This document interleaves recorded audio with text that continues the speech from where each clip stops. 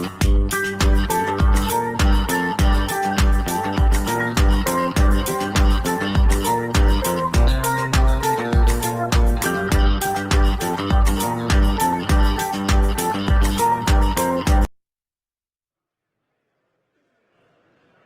afternoon and welcome to Tent Abacus on day 4 of MCH 2022.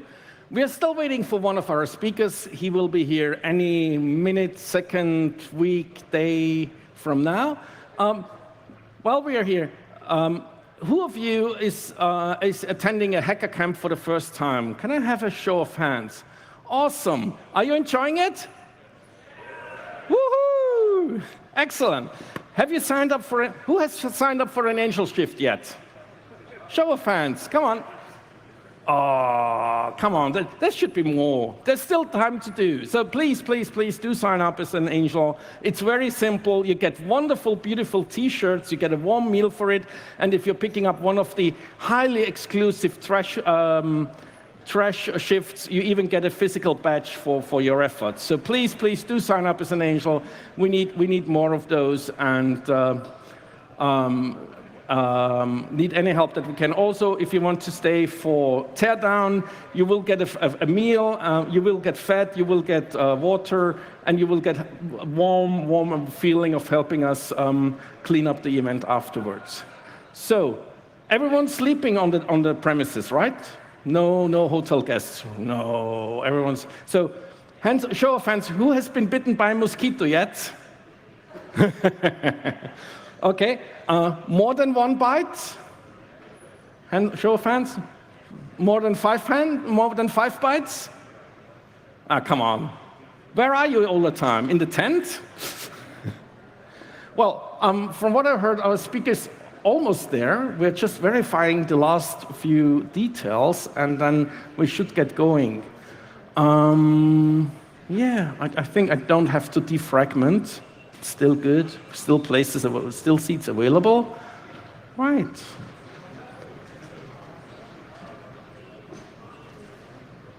Yeah, come up.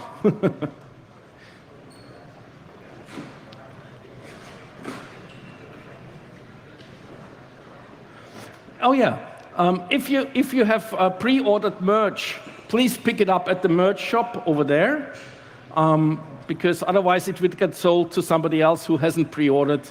I mean, they are probably happy about it, but you won't.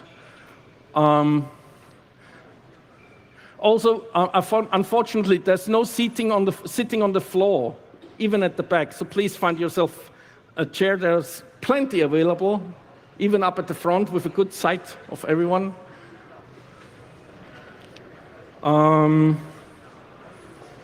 I have any more talking points? Let me guess.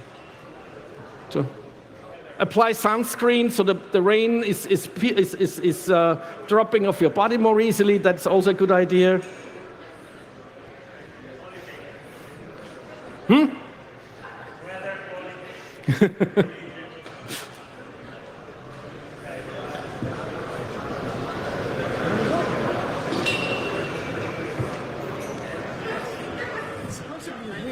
Yeah. They brought him up with the gator, and the gator is there. He's gone. So. Do you have? No. It's good. It's good. Okay.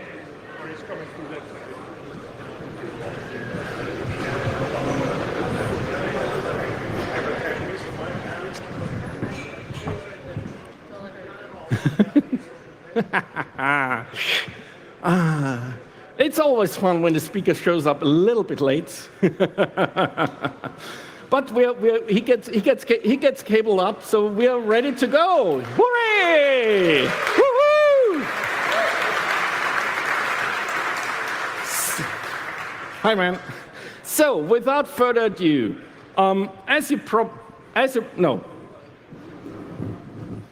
Hello and welcome to MCH 2022. This is day 4. This is Tent Abacus. As you probably have noticed, when the politics decided that the pandemic is over, yeah, good joke, there also a war started in Europe's backyard. And for the first time, cyber in for several forms also played a major part. To introduce you to the panel that will discuss all these topics, I will hand this over to Kirill. So please give Kirill and his panel a very warm round of applause. Hello.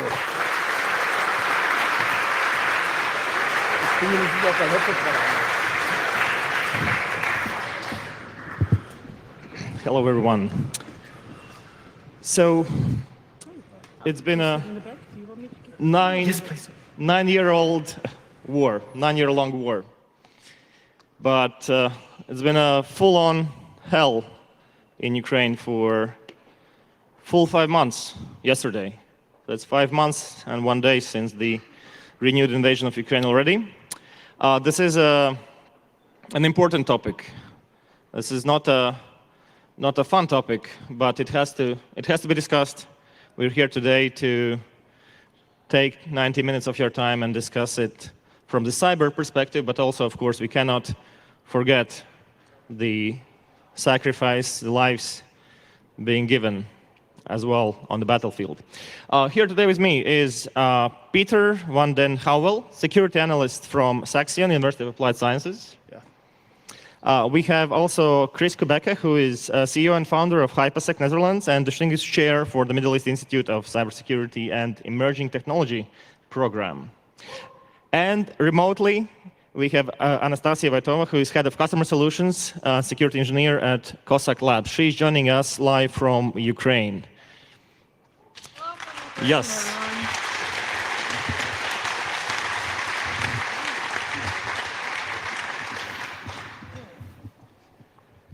So I want to start, and thank you so much, Anastasia, especially to you for joining us, since I know it's very much to do, right? Supporters from outside Ukraine, many of us here are supporters of Ukraine we are not in Ukraine.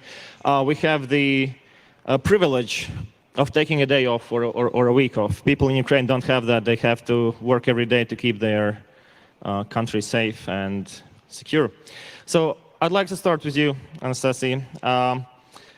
Since this is a 9-year-long war already, I want to just bring everyone up to speed and just go back in time a bit here and talk about 2014. How did you perceive 2014? What was your initial reaction? Well, in 2014, I was 24. I got my master's degree in software engineering, and I was already working, right? So I was not expecting the war. And suddenly my whole career afterwards, it was all related to the war, right? So as a young professional, as someone who works in software, I didn't have a chance to enjoy a peaceful life at all. And I live in Kiev. I'm not in Kiev right now, but I live in Kiev, in the capital of Ukraine. And since 2014, we got really a lot of people moving from the east parts of Ukraine to Kiev, to capital, people rebuilding their lives, right? And a lot of my colleagues are from the east parts of Ukraine. And that war in 2014, in effect, it affected everyone, even if the shelling were located in the east. It was felt everywhere across Ukraine.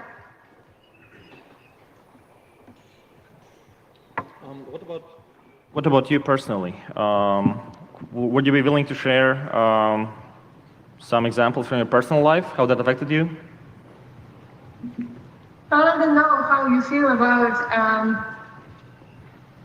young woman. Like, instead of buying dresses and things like that, I was buying military equipment, because in 2014 we already have this strong volunteer movement, and I was buying a lot of things I never thought I would be buying, and I got up to speed with all this shooting, with first aid, with anti-terrorist, what to do in case of terrorist attacks and things like that. So I just, personally, I think most part of my conscious adult life is connected with the war in one way or another. Right, and I remember after a couple of years living in Ukraine, I went to Litva, I guess, and I seen fireworks, and I was super scared.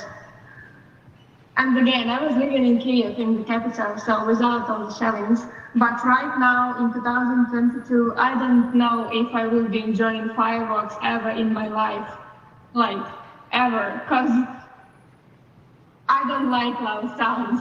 There was a thunderstorm here 2 days ago, and it was quite scary because of the sounds.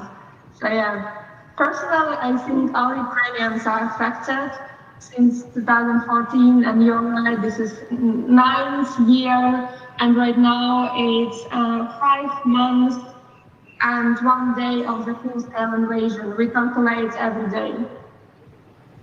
Thank you. The cyber front was also not static for the past 9 years. Cyber activities were there from 2014 onwards.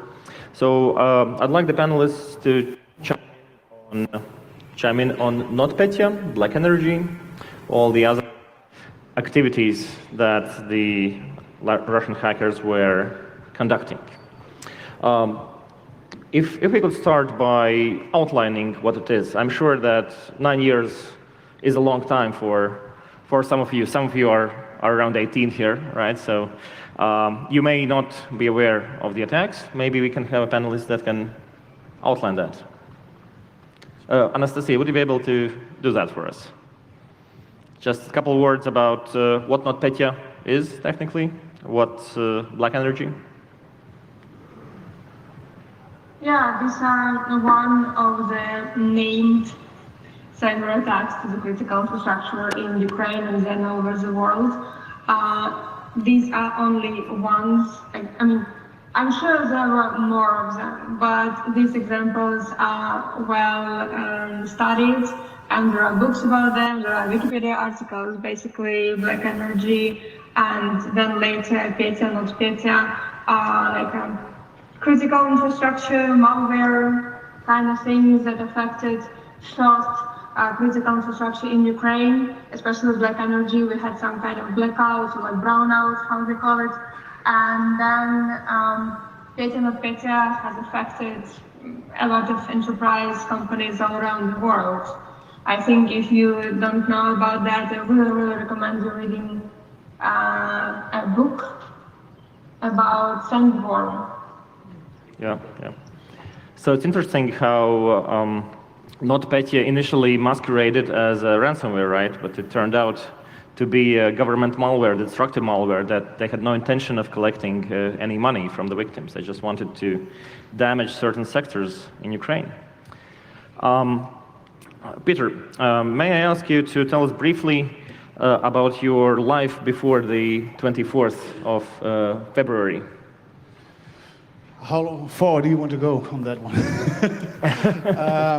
Yeah, let me start first for where my journey regarding Ukraine began. I think it's already 2013, the end of 2013, beginning of 2014, where you see courageous young people taking fate into their own hands and go out for a protest against their, at that moment, current president, who has to sign an association agreement with the European Union.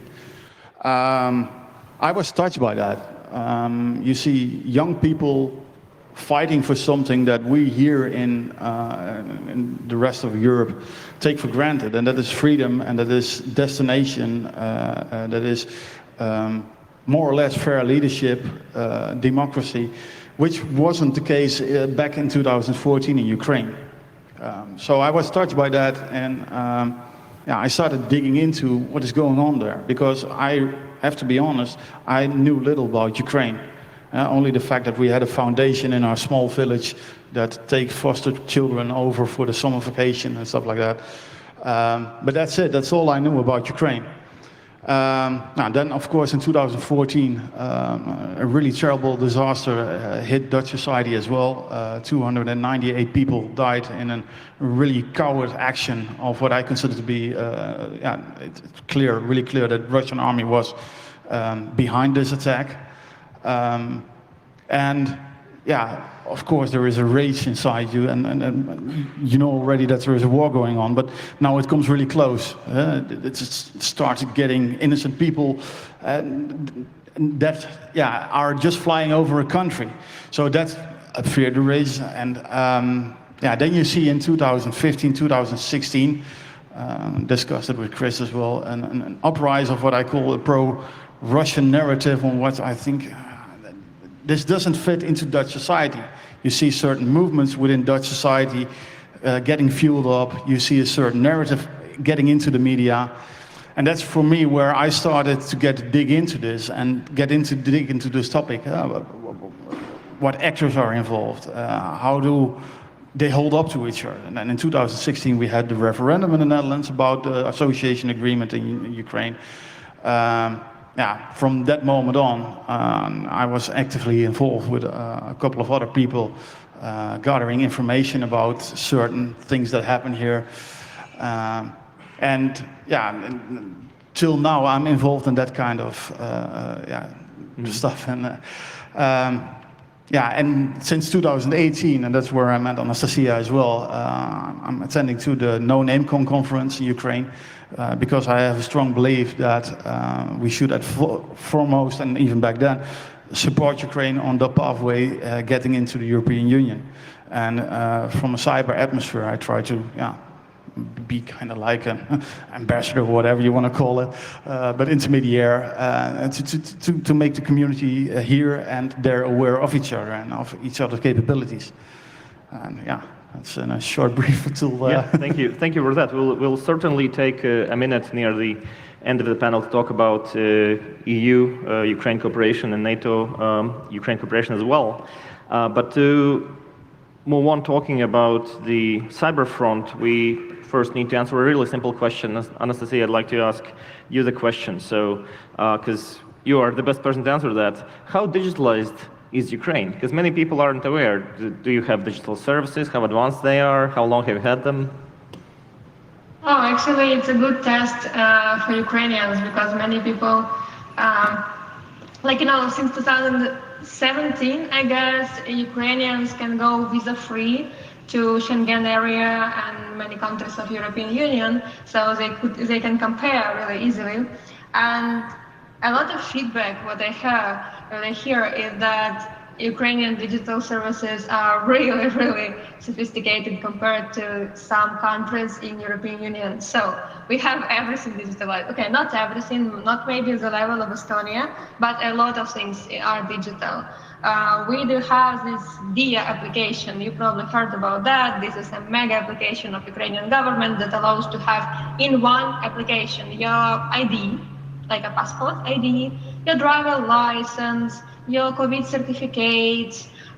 Recently, they start doing e-voting kind of polls in this application, asking people opinion on guns control and things like that. Right, so this is the main application that allows you to move in Ukraine without your ID card or without your passport, because you have a mobile app for that. Then we do have all banks have their applications, and things like Venmo, kinda things are very popular. So you can send money to other people's accounts in a blink of an eye. Right, it takes like seconds, literally. Applications like Monobank allow you to get together, shake your app, and send money.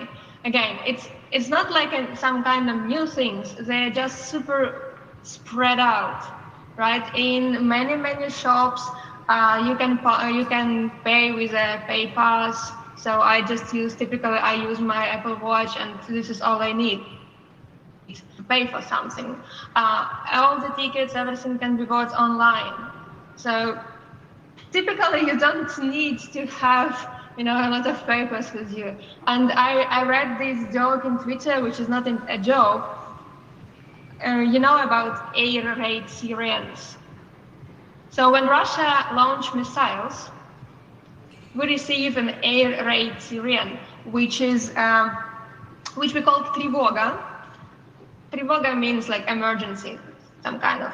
And there is a digital map of Ukraine with regions And those regions become like red because the air raid sirens are on in this region. So depending where Russians send their missiles to, different regions become red. And if you watch the map, you see it's changing from red to green again. So the application for air raid sirens was built on February 25th. It was available in all the app stores. And it's widely spread.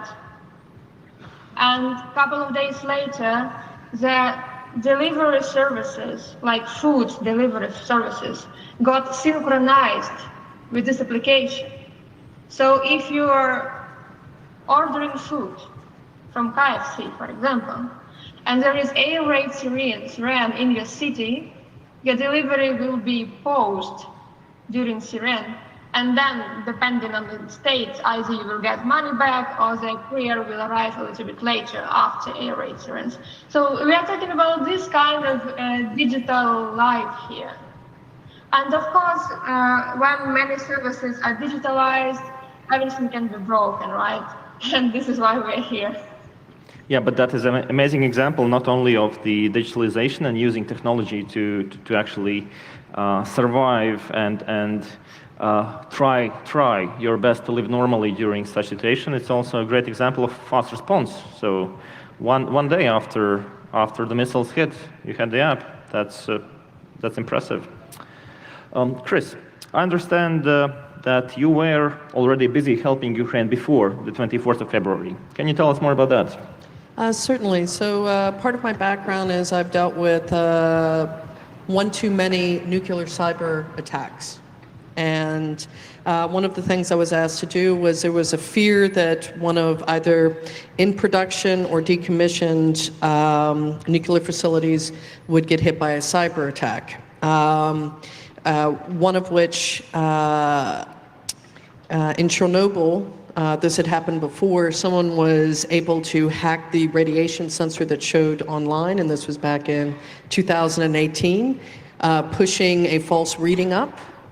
So those types of things can cause panic. Not only that, but obviously if you're hitting a in-production control system that's attached to a nuclear facility. So I ended up catching the very last Air France flight in on the 20th. All the rest of my flights were canceled, especially after the airport was kind of destroyed. So I got to see some of the cyber buildup and what was going on. So a bunch of ATM machines and banking logins didn't function the way they were supposed to be. Some were intermittent, some were denied service for a while. There were also hits against government websites in Ukraine. And while they were getting hit, when I would hit refresh over and over again, I would also notice that a bunch of them started switching to Cloudflare very, very quickly. So by the 21st, 22nd, a bunch of government sites were then on Cloudflare, luckily. There was also a cyber attack in Luhansk against the water infrastructure, which the Russians tried to turn around and use against Ukrainians, saying, look at what they're doing to our people in Luhansk, when it was absolutely untrue. So there were a lot of these like kind of false flag kind of events, but also related to cyber attacks. I mean, why would Ukraine want to take out all the water in Luhansk? There's no reason for it. But, you know, media spins things. There were also interruptions in some of the Ukrainian apps, and that was starting to happen right before the first bomb started to drop. And one thing to understand is some of these effects, if you want to buy something, how many of you have cash on you right now? Can I have a show of hands? How many of you have more than 200 euros on you cash? Really, I swear to God, I won't rob you. Donations are welcome. Right. The reason I ask that is if you can, suddenly you can't take money out of an ATM machine, or your Google Pay is disrupted, or your regular way of paying is disrupted, and you suddenly have to flee because there's shellings, you can see paratroopers in the sky, you hear about columns of tanks, you kind of need cash. especially when the Russians were starting to disrupt internet service. And you're hosed if you don't have a bunch of cash, right? So it's a psychological thing where people start fearing what's going to happen if something really does. So it's very upsetting, and it's something to think about. So these things started building up, and it was very funny when some of the cyber attacks started to hit, as well as one of the first series of wiper attacks, most Ukrainians in Kyiv that I spoke to were like, oh yeah, it's all cyber. We don't expect our electricity to stay on tonight, because it was just expected that there would be cyber attacks against infrastructure. So that's how normalized to a certain extent things had become when it shouldn't have been. You know, this is one of the problems where this war has been going on for quite some time, and it's become so normalized. I ended up having a very interesting experience. I was in the Capitol at the hotel that most of the international journalists were at, the Intercontinental. So I got over beers, lots of additional information and things of that nature that I might not have gotten elsewhere. And when on the 23rd, we had received a Pentagon briefing saying that the Pentagon thought that shelling would begin at 4 a.m. And of course, that's the last thing you want to hear when you're in a capital city. And you're hoping, hey, you know, there's just been a lot of media, maybe it won't happen, maybe it's, you know, what have you, because nobody really wants to get shelled. Instead, on the 24th at 4 a.m., everybody got woken up. And I must add, since the buildup from Monday the 21st, most people really weren't sleeping because things were already coming over the east. So here you're surviving on no sleep. You're thinking, oh, I just want to get a little sleep, and then boom. And it's not a pleasant thing. You know, how many of you have woken up to a fire alarm? A few. Now imagine a fire alarm times 1,000,000, because you've just heard shelling, and you go to look out your window and the sun's starting to come up a little bit and you can already see columns of smoke. So this was just not a pleasant experience. So I hope I set the stage between me and Anastasia of how it was when the war first began. Thank you.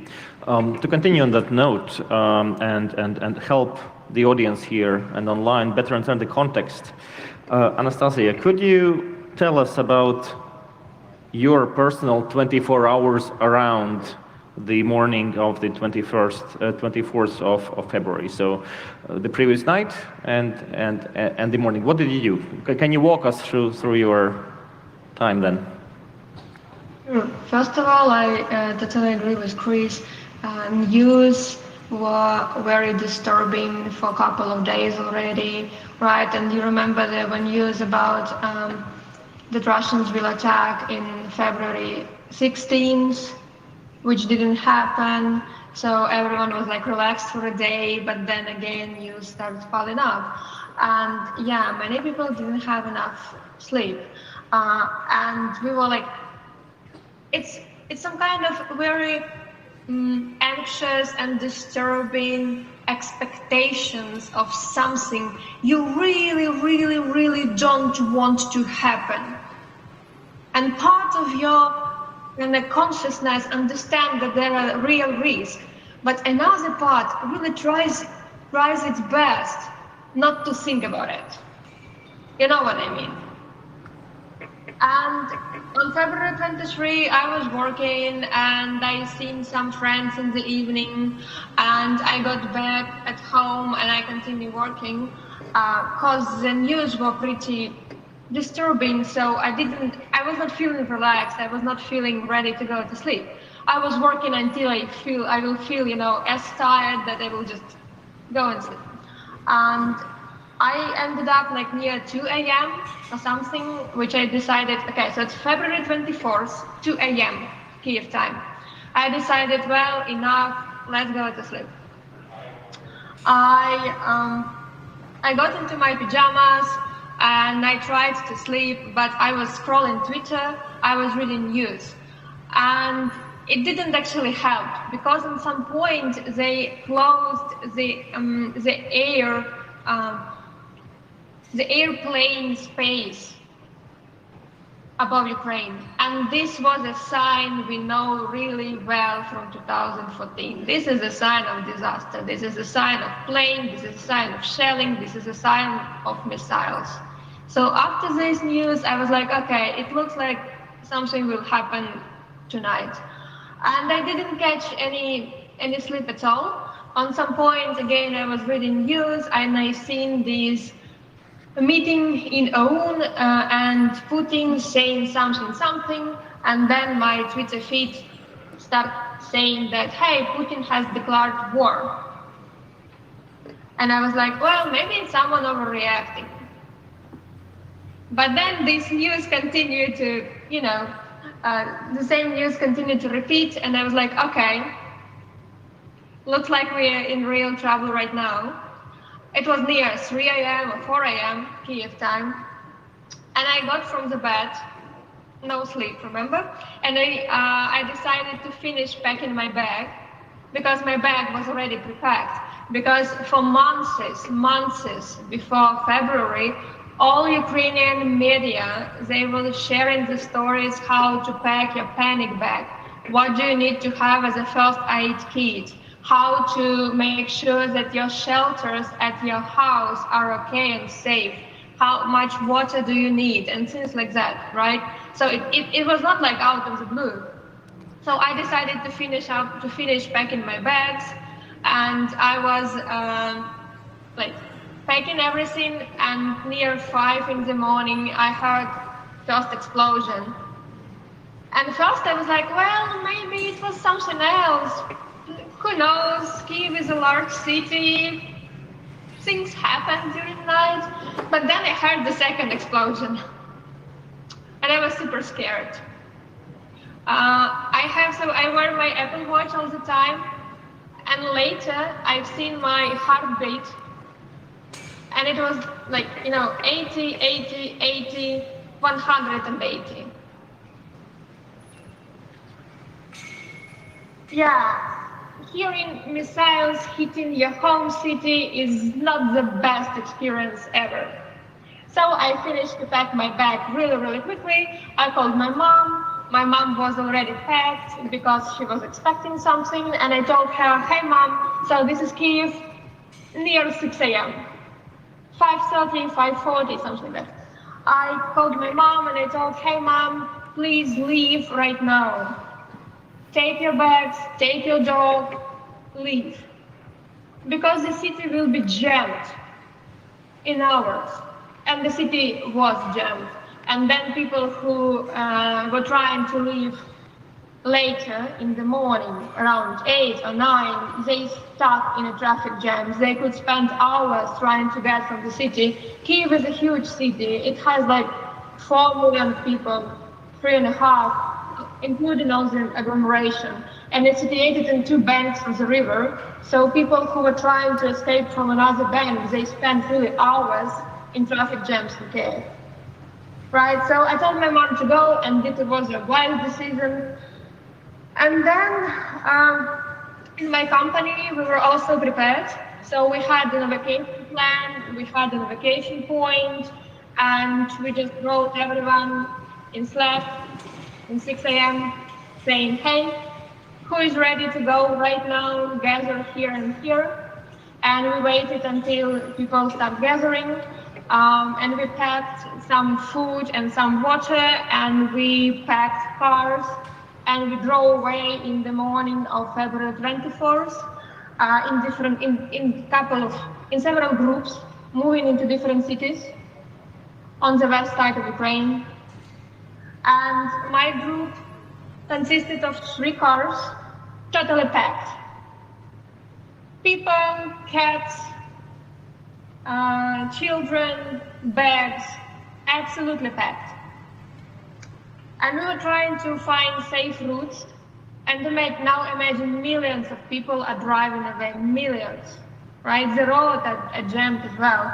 And we were trying to find routes not so jammed. At the same time, we have this column of cars. We cannot just, drive away. We need to stay as a group. So in many cases, we took safest route instead of the quickest route. And one of these decisions led us into staying a traffic jam for 12 hours, since 9 in the evening to 9 in the morning on the next day. We slept in the cars in a field, end of February. It was not very warm, let's put it this way. But then we successfully moved to locations we wanted to move, and again divided our groups, and we started working on February 25 because as a security engineers we are involved into supporting some kind of critical infrastructure. And first our group was working on February 25 and they didn't have any weekends through March. Our second group, my group, we went to the mountains. So Ukraine is a huge country and it has mountains, Carpathian Mountains. We went to the Carpathian Mountains, we find some kind of hotel. We spent weekends building up the infrastructure, satellite internet, all these, internal routers and things we need. And we, on Monday, February 28th, we were working as well. And when I say working, I don't necessarily mean working on commercial projects as a company, which we continued, but also working in terms of doing a lot of sudden help in security for other companies that become target of cyber attacks, that needed to help with data security. And then we were involved in many military-related volunteering activities. And we are still in this mode, right? We did everything correctly for the first 24 hours. We evacuated almost everyone from Kyiv and from different cities as well. We regrouped, we created second office on the west part of Ukraine, and we continued our operations, business as usual, plus missiles. Thank you. Yes, we would like to hear more, of course, about the cyber operations, what you can tell us, what you can tell the audience and the internet in a second. But Chris, I understand you were also in Kyiv, where Anastasia was, and just for the context, to get from Kyiv to the western border of Ukraine, it's 500 kilometers. It's not super far. Ukraine is a large country, but 500 kilometers, which you can usually make in some amount of hours, right? And as Anastasia mentioned, her experience was in a traffic jam for 12 hours, and we heard why that can be.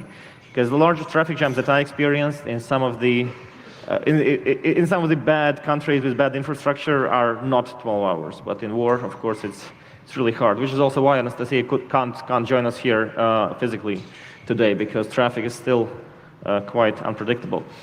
Chris, how did your mission continue or changed after it became kinetic in Kyiv?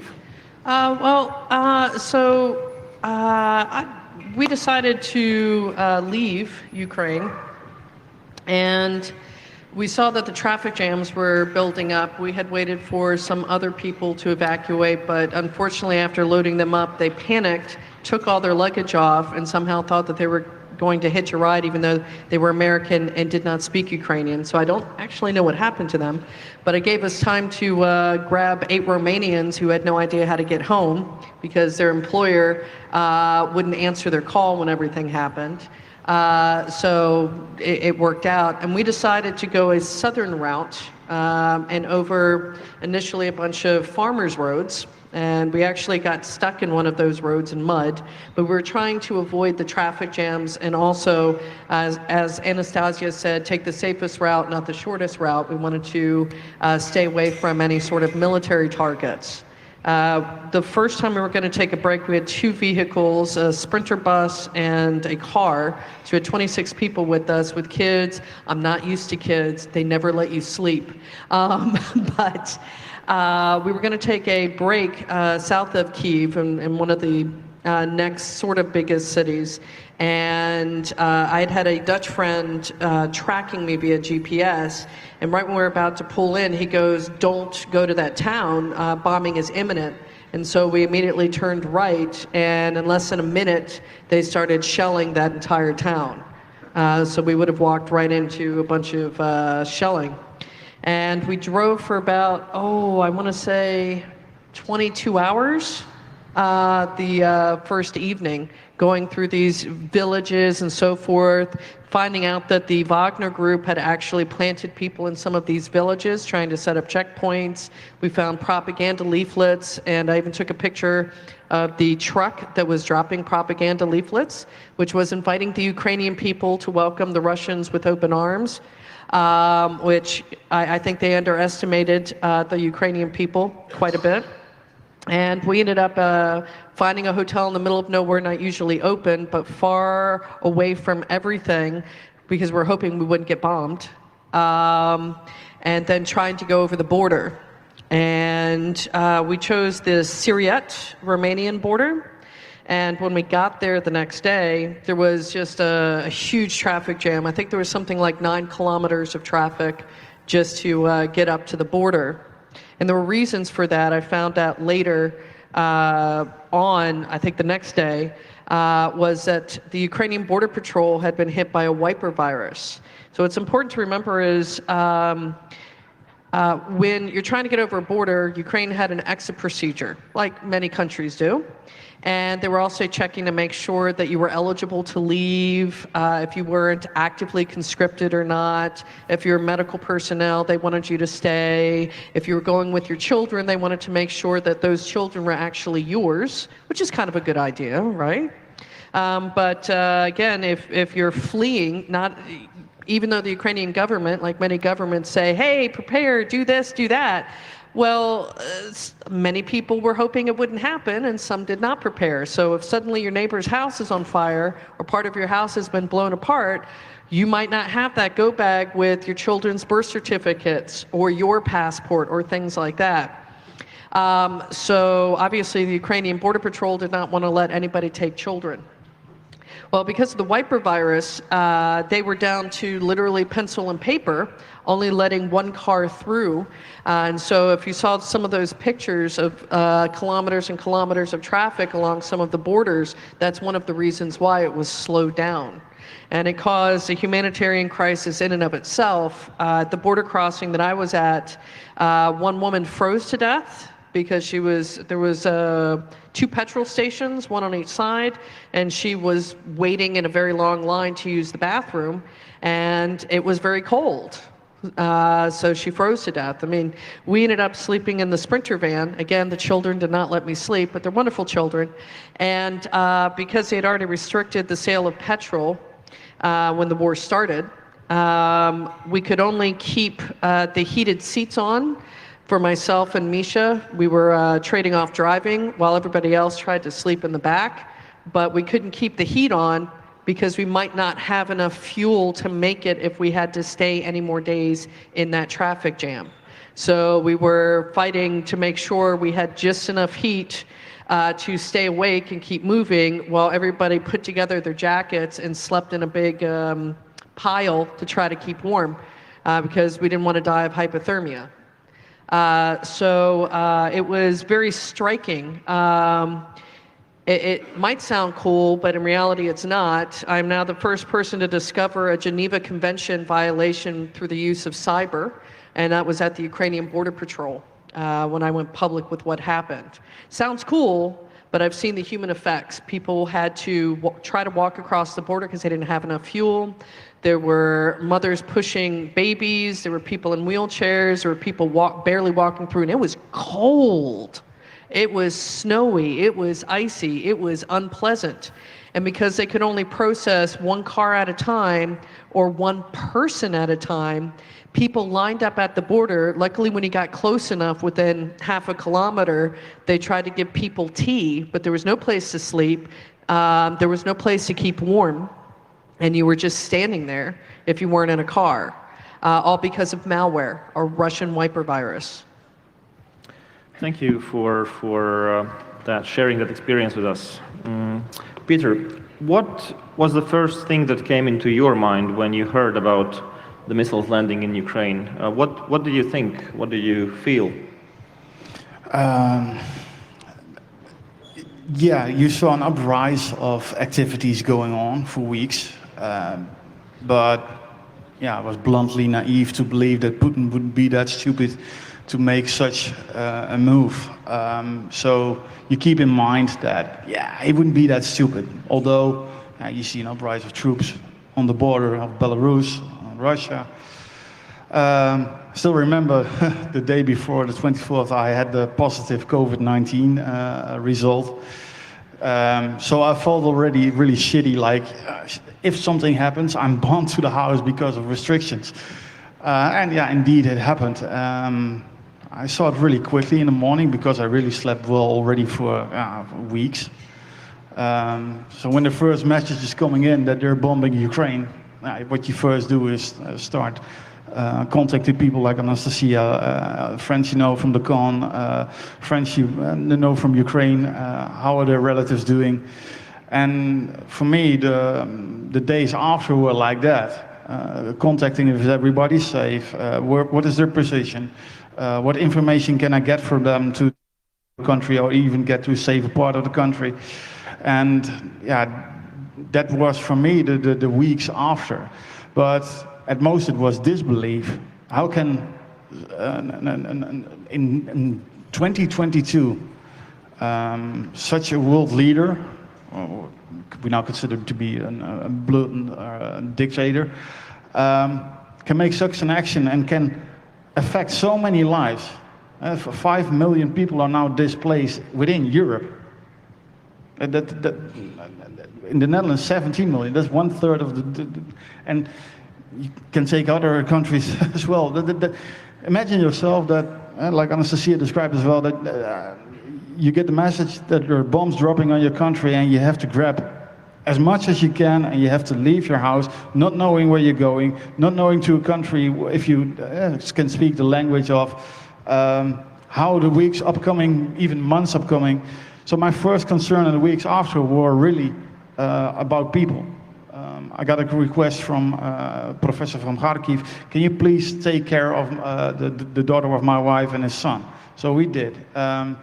Then you get requests from people who are in the foster in the homes as well. Can you please assist them on legal matters? So my weeks after the war were really filled, yeah, like that. People first. So, okay. Anastasia, Chris previously mentioned the attack on Border Patrol, of course. Could you share the most prominent attacks that you can share that the Russians performed on the cyber infrastructure of Ukraine, and how did those attacks, if at all, changed over the time of 5 months? Yeah.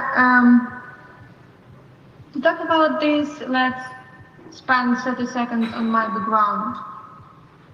I'm a security engineer and I work in data security company, so we deal with cryptography. We do have our own open source, closed source solutions for data security, for encryption.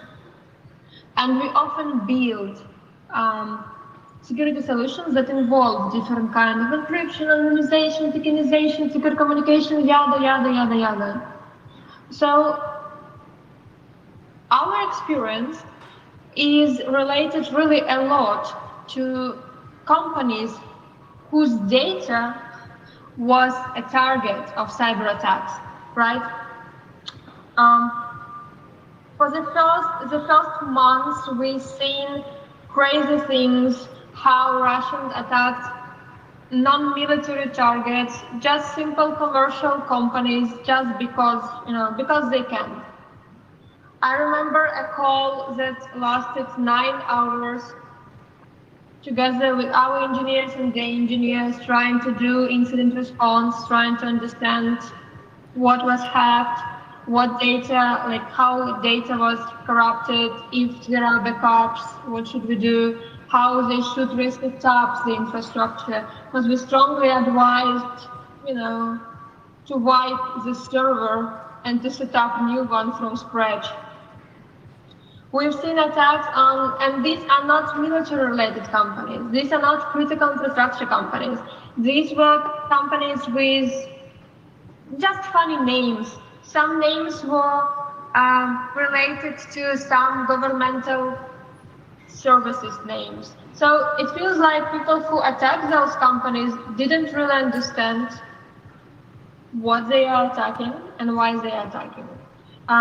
Then we've seen companies that stopped operating in Russia, right? And they were trying to protect the infrastructure, they were trying to protect their data and their access from Russia geography, let's put it this way. And they were protecting, and they, for example, they have some servers, physical servers in Russia. So their goals were to protect those servers or maybe to use it as they're already physically located in Russia for some other purposes. Right? Then, as I mentioned previously, we do work with some critical infrastructure with OT, with operational, with hardware, telemetry kind of thing, so secure telemetry. And we spent really a lot of time for the first months in rebuilding some security layers, some data protection layers of huge enterprise companies to make them more resilient for cyber attacks. And you might see that many Ukrainian companies switched to a cloud. So these first months, many companies did like emergency migrations. They migrated their infrastructure from physical servers located in Ukraine to fully cloud solution. And it, of course, brings all the security risks and all the zero trust approach we love a lot. But under pressure, missiles, and the constant need to evacuate your family somewhere, right? So regarding the specific types of the attacks, what were the most prevalent cyber attack types that companies experienced in Ukraine? I can say that these were sophisticated cyber attacks. Sometimes it was just a simple DOS, sometimes it was a simple malware, wiping malware, for example. We've seen examples where someone had access to company's infrastructure and then just wiped part of database. You know, it's nothing sophisticated. So sometimes it was, yeah, a lot of defaces, and defaces typically masked other activities like data leakage, you know. So those were mostly destructive cyber attacks then. What do you think were main goals of the cyber part of the Russian operation in Ukraine? I don't think that I'm a correct person to ask this question, because you want me to think how Russian thinks, and I don't want to do that. That makes It's even a matter of thinking in the... Yes, let's open up the question. Any other panelists want to take that? Well, when you're in war and things that you rely on are disrupted, it also has a psychological effect on you. Because one thing to understand is nowadays, cyber, the use of digital technology, has a huge psychological effect. I heard one of my friends coin the phrase for misinformation, disinformation, malinformation, and propaganda as psychological malware, because that it really is what it is, right? If you want to shake someone's spirit, you try to affect them in some way. Yeah, you saw a lot of misinformation, especially the first days. Around what you described as well, that troops were surrendering, that the cities were already being taken, and yeah, later on turned out to be all fake news. So, yeah, from that point of view, they took a lot of action into that, and it was well prepared. Yeah. For the counteroffensive, this is one of the more interesting subtopics here, and I hope some of the panelists will be able to indicate something. So, I'm from Latvia myself, and where I'm from, we see that there are different hacker groups forming on both sides of this war and doing different things. But from your experience, the three of you, is anything happening? How are they being organized? And more importantly, or the peculiar question I have is, how do Ukrainians arrange it from a legal perspective, if at all? This is an open question for the panel as well. From legal perspective, yeah, I have mixed feelings about it, because I am not aware, and Chris next to me knows more about it as well, that if we as vigilant civilians take actions into our own hands, are disrupting operations that are already going on and are organized by intelligence service or by military. So I'm kind of like double into this. On one hand, I think, yes, disrupt everything regarding Russia, that is possible. But on the other hand, I also am aware of the fact that we have intelligence services that might be in or might take actions already, and then we are disrupting their work. So, yeah, that's the double moral I have in this one. Well, I'll tell you some good news when it comes to this part of, we'll say, hacktivism, when it comes to trying to protect Ukraine. I was just in Geneva at the UN the week before last. I have to remember where I travel. Sometimes I travel too much. And as was pointed out from a high-ranking official from the UN towards the Russian Minister of Foreign Affairs, Deputy Director of Information Security, who decided to show up and disrupt the conference and had shouted at some people, because this is how it works. It's because of Russia that there is no actual international definition of what cyber warfare is, and also Russia fought the UN on what many countries and people believe are what are referred to as international norms in cyberspace. So it leaves this gray area open for people to actually try to help Ukraine and try to disrupt Russia, all because Russia wanted to be a bunch of assholes. I mean bad people. Thanks, Russia, in some ways. The person from Russia was not too thrilled by the UN person from Estonia and yelled at her and called her some names in Russian and then left and caused an international incident. But it's of their own making. I, too, am kind of torn because I also think about the safety aspect. You know, it's one thing to deface a website or a distributed denial of service. It's another thing if it were to cause a loss of human life. And we have been at that point in cyber operations where you can actually do that.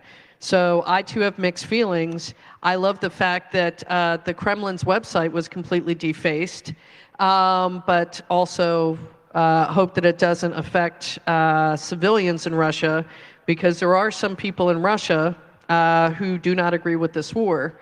And Russia can use anything that could affect safety in this respect as completely twisting it around and unfortunately affecting the hearts and minds of some of those people who support Ukraine and Russia. Is there anything to add, Anastasia?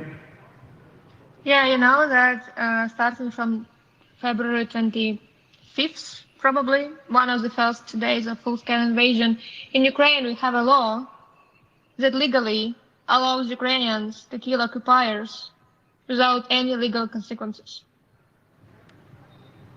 There we go. So, do you accept Ukrainian citizens? Do you accept new citizens? You can come become a citizen and fight for you. I think that's one way to do it. Honestly, saying citizen thing is very complicated in Ukraine. So many people who actually want to receive Ukrainian citizens, it's very complicated to do. For now, maybe it will be easier. So yeah. So we are seeing a lot of information leaks, especially in the 4 months ago. We've seen that information of Russian officers is being leaked almost every month. We've also seen some leaks from the Ukrainian side. Why and how do you think is that happening? Are those hacktivists? Are those government official hackers? Is there a difference in this war between those two groups? Open question again. I think that, yeah, let me jump in here. I think that many people, especially Russians, believe that Ukraine has some centralized cybersecurity hierarchy. And you remember one of the first days they hit the TV center in Kiev with missile. So assuming that if we hit TV center, the TV will be down, but all TV is digital satellite kind of thing, so they just killed innocent people. They didn't actually disrupt operations, maybe like for some hours. So the thing that there is no one single centralized knowing all cybersecurity structure in Ukraine. There are dozens of groups that do something. Some of these groups are governmental and created by government officials, like IT Army, for example. The huge Telegram channel, 200,000 people, right? Other groups are created by military organizations, because military also has a structure. So intelligence, external, internal intelligence, some different kind of military organizations, they have their own cyber units. They can create their own groups for their own operations. Right? And there are people who just work in the field. There is security community. There are many, many people who want to feel involved, who group together and do something. So it's a huge distributed mesh kind of system, which has both pros and cons. It's very complicated to stop such structure because there is no single point of failure. At the same time, it's very complicated to control such structure. So yeah, and since end of February, I believe that many foreigners who wanted to impact the situation, they offered their help, and some of them continue working on different operations, right? So we cannot say that this structure is purely Ukrainian. No, it's not. It's a mix of things. And as in hacker movies, often people don't know the names of other people they're working with. They might not know the end target. They do some things and they feel that they have impact on the situation, that they help in the country, and they don't need any money. They don't need any, they don't need putting their names onto this. They just put their time and efforts and skills.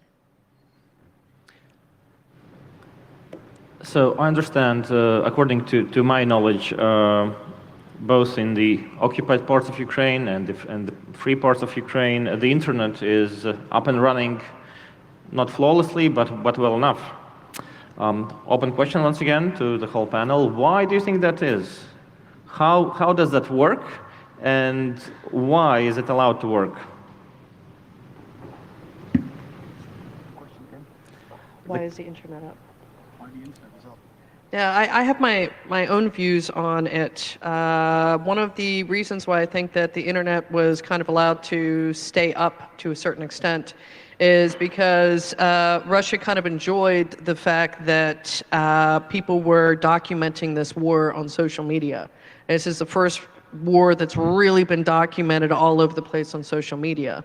So if you are sitting in Moldova and you are fearing that something's going to happen, and you are seeing what's happening just over the border, and you're like, maybe we should, kind of fold when it comes to Russia, because we don't want what's happening in the Ukraine and all the atrocities to happen here. I think it was very much, at least in my opinion, part of the reason was the psychological effect on neighboring countries, which also Russia has either both threatened directly or has also launched various cyber attacks against. Any more comments on that part?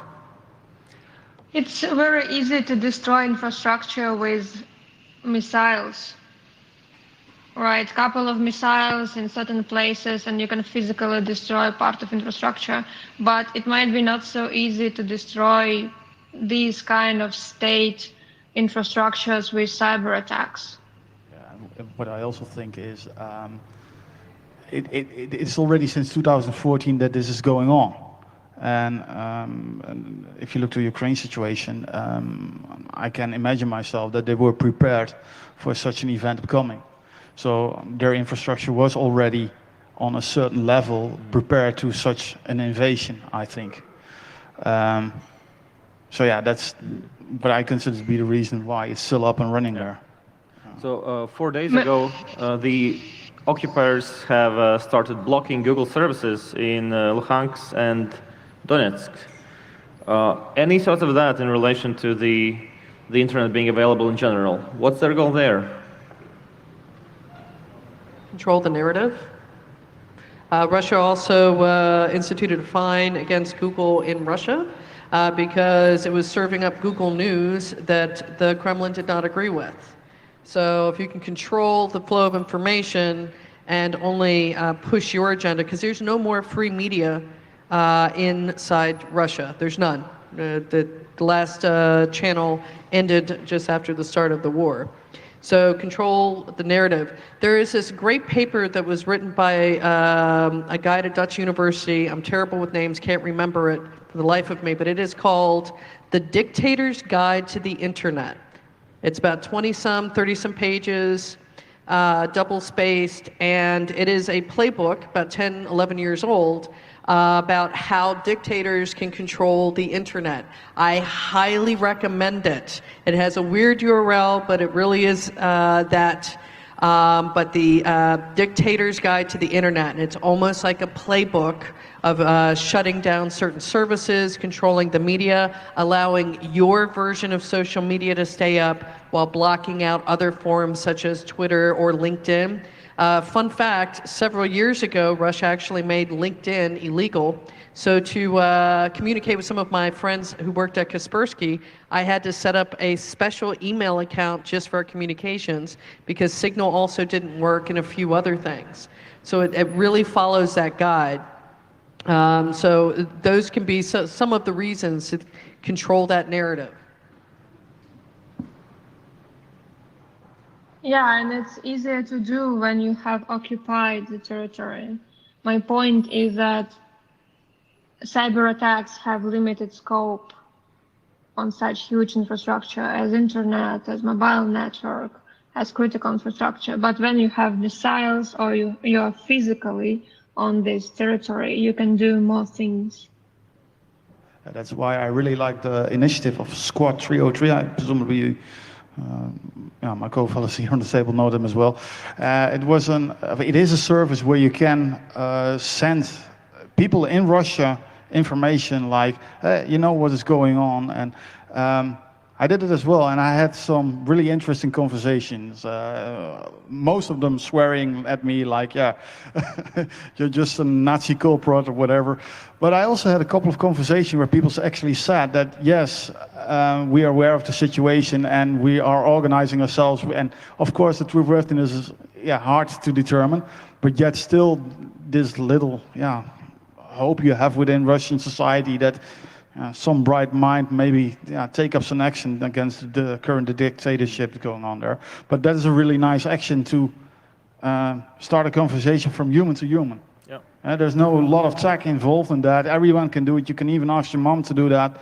It generates automatically a message. Use Google Translate and try to get them in a conversation with them.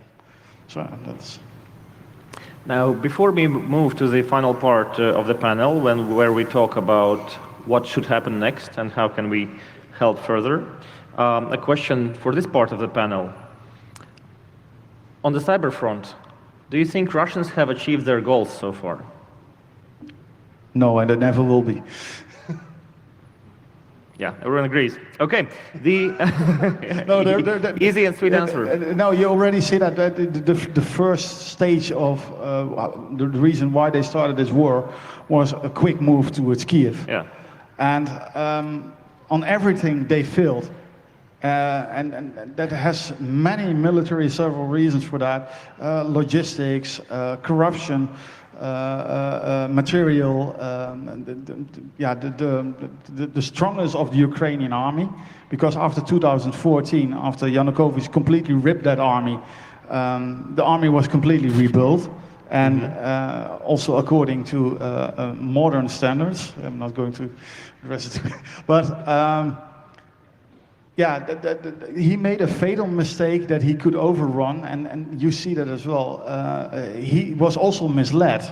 You see around Putin, a couple of intelligence officers were detained, ended up falling out of balconies and stuff like that. That happens in Russia. Sorry?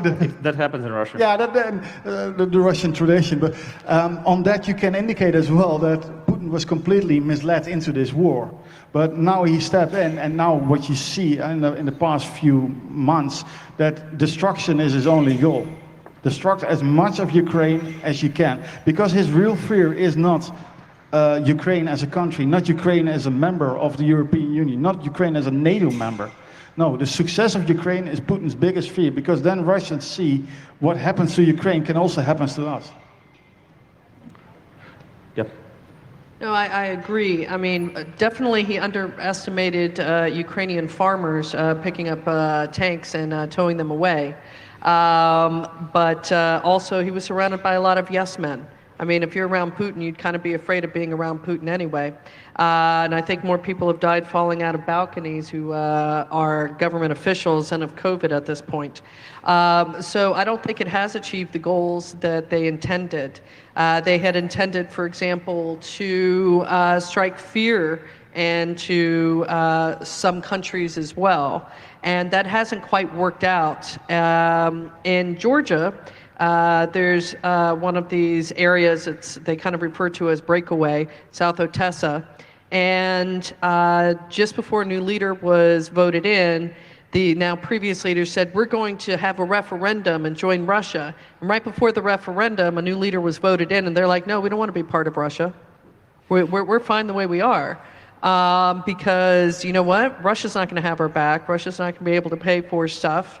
They're hosed. So this idea that certain Russian enclaves or former Soviet countries would kind of bow down to Russia isn't happening. And so I think that's also proof positive between that and the spirit of the Ukrainians that is ongoing proves that Russia has not reached its goals.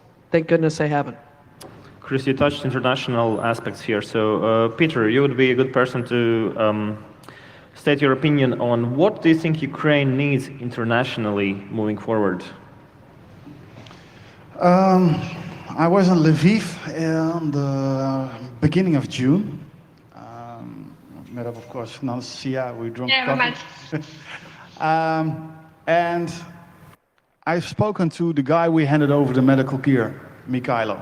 And I asked Mikhailo as well, what does Ukraine, beside weapons, need after the war? And plain answer was knowledge. Knowledge how you construct your societies, knowledge how you construct your governmental organization, knowledge on how the rule of law in your country works. And in order to make, I think we should, rebuild Ukraine after this even stronger, even better than before, to make sure that such a brutal action never will be accepted by the free and liberal society in the Western world.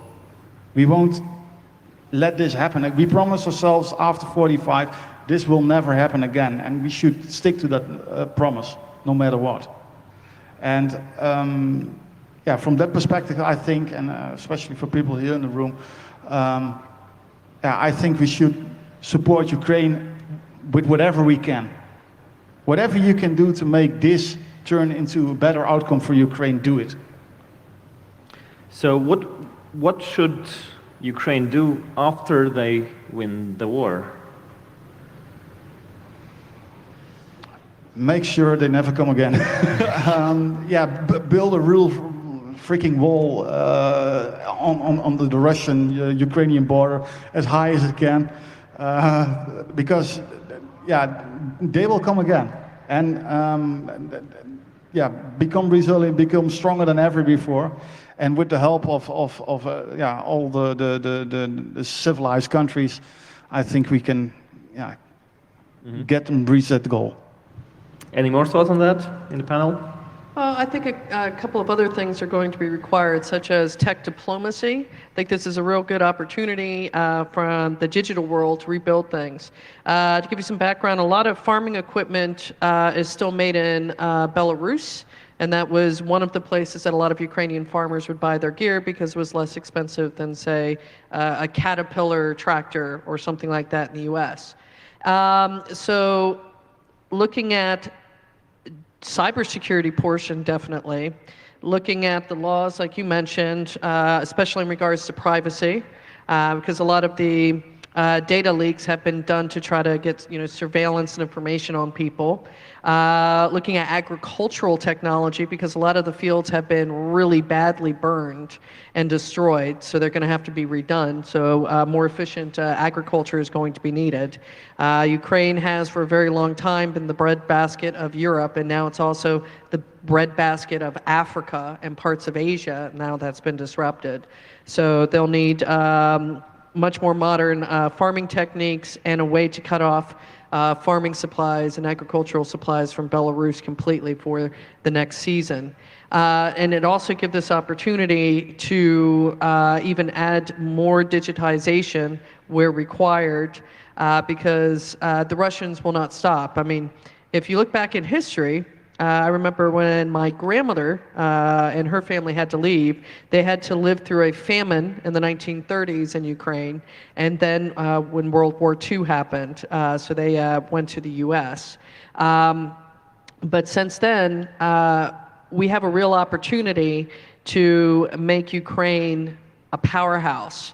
And Ukraine has for quite a few years already been used as a lower cost center for a lot of developers, programmers, and a lot of digital technology already. So there's a good amount of knowledge in that realm there as well. So I'm looking forward to helping with all of my friends, Anastasia, Peter, everyone else, making sure that Ukraine is even better than we are right now in the Netherlands, because Russia is never going to just stop at Ukraine. Yeah, I agree.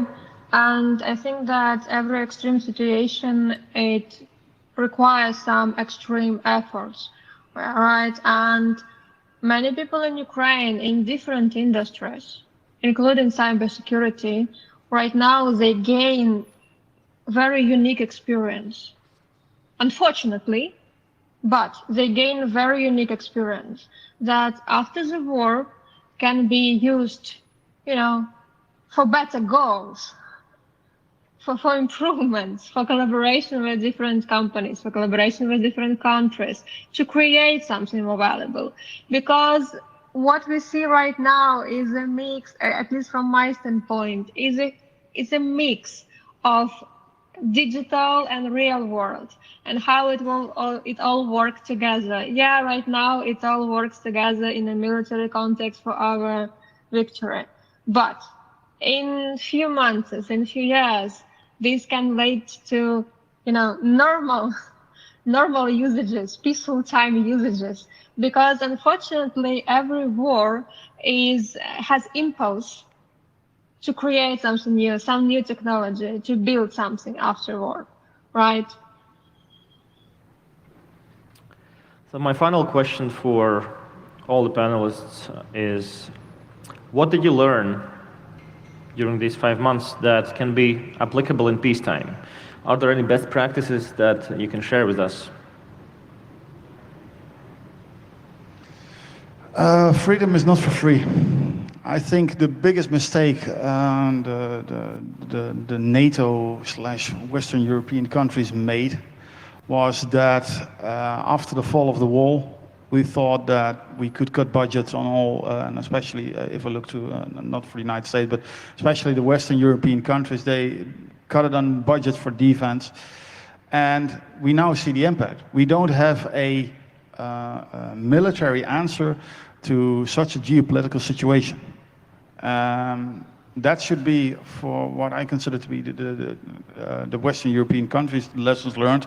Invest in your defense systems. Invest in knowledgeable soldiers to react in such situations.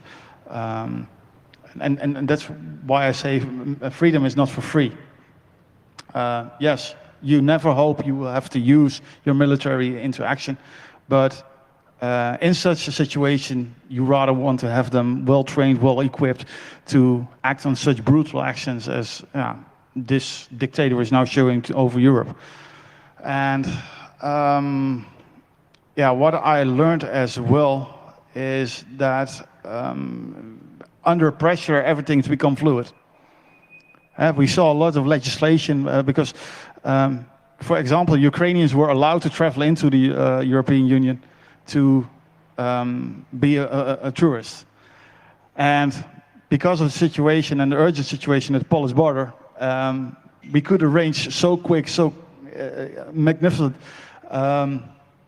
care for people that I think that if we really want stuff to happen, it will happen.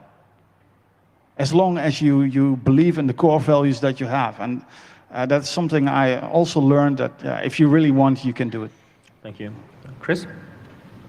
Well, I think some of the things that can be made better, like Peter, I was also trying to help a lot of people evacuate, especially some of the international students or elderly or handicapped or folks who are the most vulnerable, who were unfortunately the most difficult to get out. And I ran into a lot of governments and their embassies who gave such bad tech advice that they either got people killed or were about to get their own citizens killed. And this is a problem around the world, but shockingly quite frequent in the Western world, where they don't understand how to actually write policy and talk to technologists like us. And if they do write policy, it's not implementable. So understanding things. I remember when I was trying to get over the border with our convoy, I was speaking with someone from the US State Department, and it turns out she didn't know how to use WhatsApp. When I was trying to send a list of passports and identification for another convoy filled with elderly people, many of which had either dementia or diabetes and needed to make sure they had some sort of medication and carers. Can you imagine, during a war, somebody who works for US State Department doesn't understand how to use WhatsApp? Mind was blown. I actually had to hang up with her because I was so angry. So a lot of governments also have to understand that that psychological malware that I spoke about before, why it's so important to build countermeasures and groups and actually take it seriously. Because we've seen, even in the UK, where Brexit kind of was skewed a little bit, and they're already finding links between Russian money and so forth. So these types of things need to be taken seriously. And I think this is one thing that the war has taught us, is if we are still standing in an analog shadow during a war that is also fought on the digital front, we are going to fail miserably. So I think that's one thing that should be learned. Right. Anastasia? Well, as a citizen, I would say that I've learned that citizenship is not only rights, but responsibilities. Right? That's why I'm here in Ukraine. Because as a citizen, I have responsibility, and I have unique skills and an opportunity. As a person, I learned that if I survive all of this, I will be unstoppable. I mean, literally, if I can do these crazy things I'm doing right now, under constant stream of bad news, physical missiles, and calling my relatives to learn if they're still alive, I can do anything. As many Ukrainians right now, yeah, we will probably need some break to sleep, to regain, to feel less tired after the war, after our victory, but then they're gonna be unstoppable in anything. Thank you. This is inspirational words coming from you here. Thank you to the panelists. Thank you, Peter van den Heuvel from Saxion. Thank you, Chris Kubeka from Hypersec. And thank you very much, Anastasia Voitova from Cossack Labs. I've been Kirill Stolovyov from Possible Security. Thank you very much for coming here. Slava Ukraini! Slava Ukraini!